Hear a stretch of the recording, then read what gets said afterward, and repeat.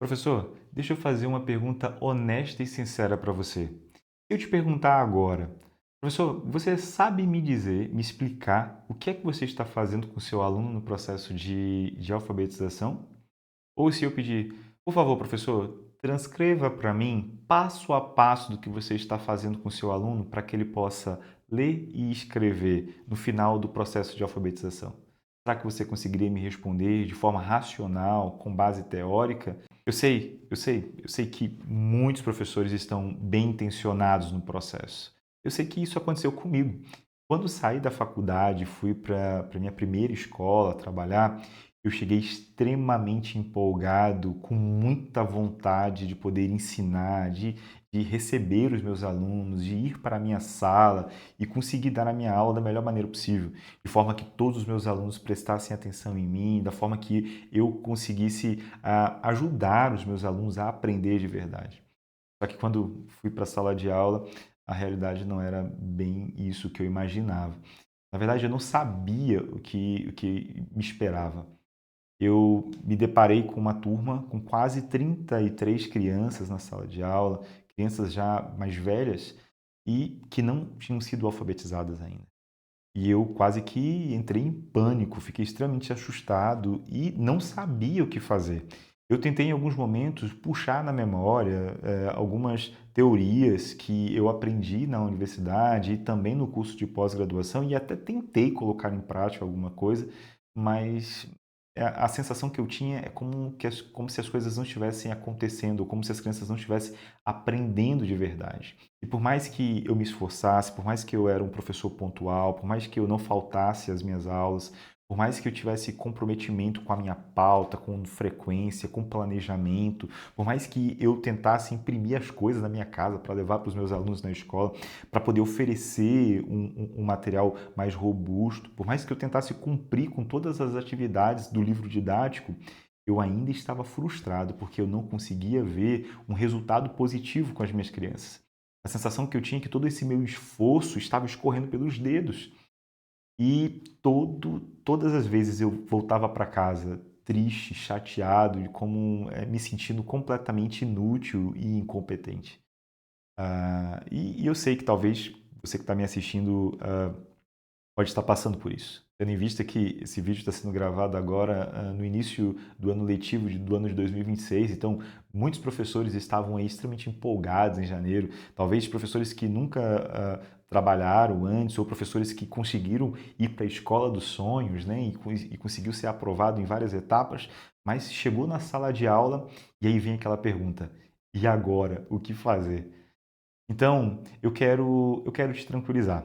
Eu quero tentar trazer pelo menos um norte para que você possa começar o seu ano letivo de 2026 mais tranquilo, sem tanta ansiedade, sem tanta tensão, sem tanto estresse esse começo do ano. Eu quero começar a pensar juntamente com você neste momento em três pilares extremamente importantes no processo de alfabetização, certo? Então, não basta chegar e simplesmente querer abrir a apostila ou simplesmente querer trazer atividades e passar para as nossas crianças. Precisamos ter em mente que existe uma ordem na aprendizagem. E eu preciso saber o que é que vem primeiro, o que é que vem depois. É muito parecido com os passos que nós damos, né? Não tem como a gente andar com os dois passos ao mesmo tempo, a gente ficar pulando e provavelmente a gente vai cair. Isso também acontece quando a gente vai para a sala de aula sem saber o que preciso fazer ou qual passo dar primeiro. Se eu estou começando um processo de alfabetização com as minhas crianças, eu preciso estar consciente do processo. Eu preciso dominar a parte técnica e saber o que é que vem primeiro, como a criança aprende, qual é a primeira ferramenta na alfabetização que eu preciso ter em mãos e eu preciso saber manusear para ajudar o meu aluno a dominar o alfabeto, para que ele possa decodificar, para que ele possa codificar, né, a ler e escrever. Então, o professor ele precisa estar consciente. Então, estar consciente em sala de aula é papel primordial, é o primeiro passo. Eu preciso saber quais ferramentas usar, independente do tipo da minha criança, tendo em vista que para isto, né, eu vou ter que fazer um teste diagnóstico para poder avaliar e conhecer quem são os meus alunos e a partir daí montar um mapa de sala de aula e fazer todos os direcionamentos com base naquela avaliação que eu acabei de fazer. E tendo esta avaliação em mãos, eu preciso saber quais são as técnicas que eu vou utilizar, quais são os métodos que verdadeiramente funcionam, qual é o tipo de atividade que eu preciso dar para aquele grupo de alunos ali que tem uma dificuldade específica. Então, como utilizar essas ferramentas agora? Então, o professor ele precisa estar consciente, ele precisa dominar essas ferramentas.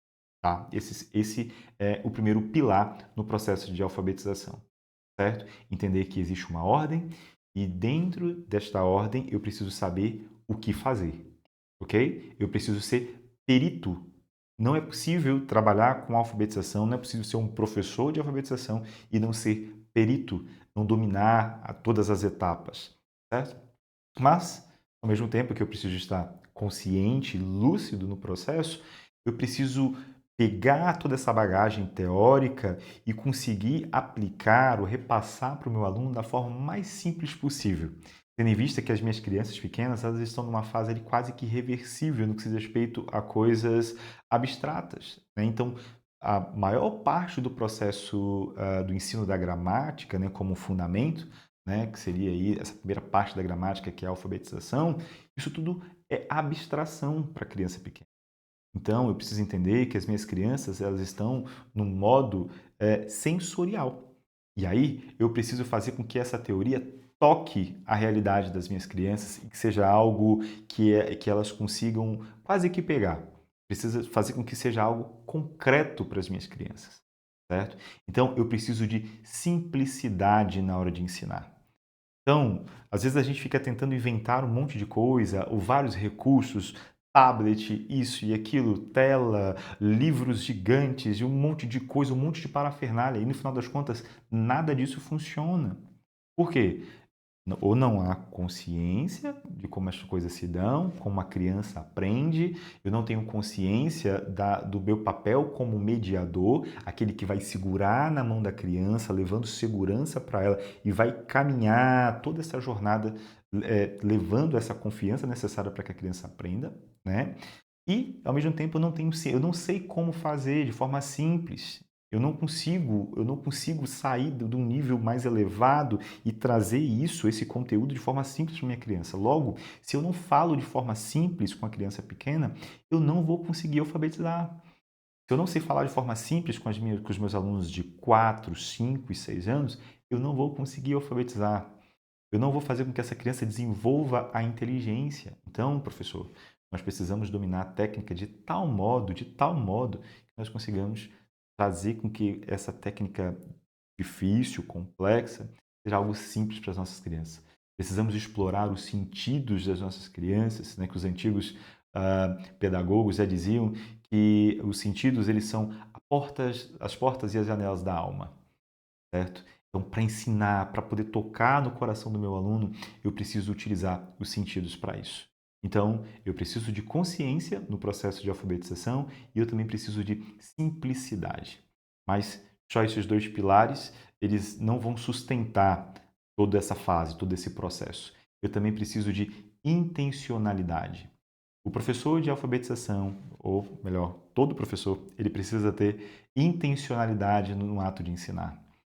Se eu tenho uma criança que ainda não aprendeu a sentar, se eu tenho uma criança que ainda não aprendeu a segurar no lápis, se eu tenho uma criança com muita dificuldade na caligrafia ou dificuldade no processo de juntar, de fazer a junção de um fonema com outro para poder decodificar, eu preciso saber quais são os exercícios ou quais são as atividades que eu preciso apresentar para o meu aluno para que ele faça, e eu preciso saber o porquê que ele vai fazer aquele tipo de tarefa, né? Então, se eu entrego massinha de modelar na mão de uma criança pequena, eu preciso saber qual é a minha intenção em entregar massinha de modelar.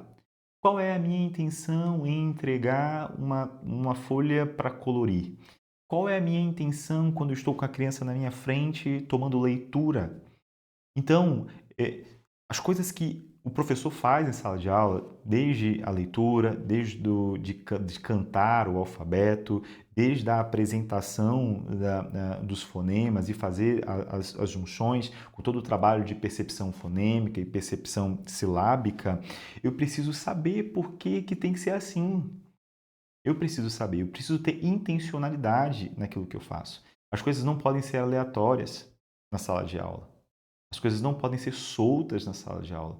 E quando isso acontece, eu não estou cumprindo ou não estou trilhando aquela ordem educacional que, que é fixa no processo de alfabetização, todo o processo de formação literária, né? Então, eu preciso obedecer essa ordem. Quando eu não obedeço essa ordem, eu entro num caos. E com isso, os meus alunos não aprendem. Com isso, a minha sala não desenvolve.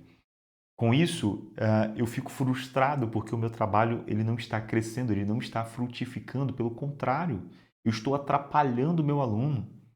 Eu estou fazendo com que o meu aluno emburreça ainda mais. Eu estou fazendo com que o meu aluno não saia daquele nível inferior e consiga crescer, desenvolver, dominar a linguagem, dominar o processo de mecânico da alfabetização. Então, eu preciso pensar nisso. Como professor, eu preciso estar pronto. E como é que eu vou estar pronto para encarar o ano de 2026? Eu preciso estar consciente no processo. Eu preciso conhecer a parte técnica, eu preciso dominar, eu preciso ser um perito naquilo que eu faço.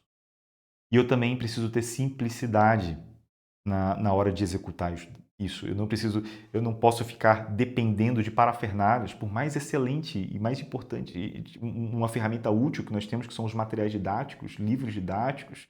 Mas como professor, eu não posso ser dependente do livro didático. Eu não posso ser dependente de uma ferramenta ou outra. Eu preciso estar lúcido, eu preciso ter todo o processo mapeado na minha cabeça e saber como agir de acordo com o nível de aprendizado de cada criança.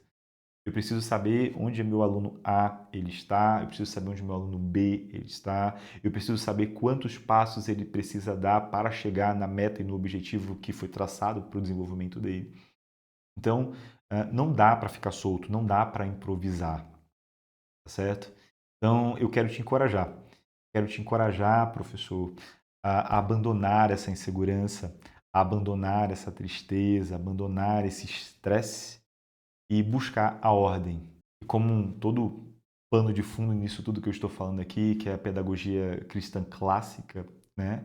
E que no final de todas as coisas, de todo esse nosso trabalho, nós possamos glorificar a Deus e render graças a Deus por um trabalho bem feito, por um trabalho que foi criterioso ali, um trabalho que teve uma observação, que teve um olhar de perto, que conseguiu dar solução para todos os problemas que apareceram no meio do caminho da alfabetização e que e as dificuldades são comuns. Muitas pedras, muitos espinhos há no caminho da alfabetização. E como mestre, como professor, eu preciso saber como aliviar essa dor, esse peso, esse cansaço do meu aluno, fazendo com que ele tenha segurança no processo e aprenda de verdade.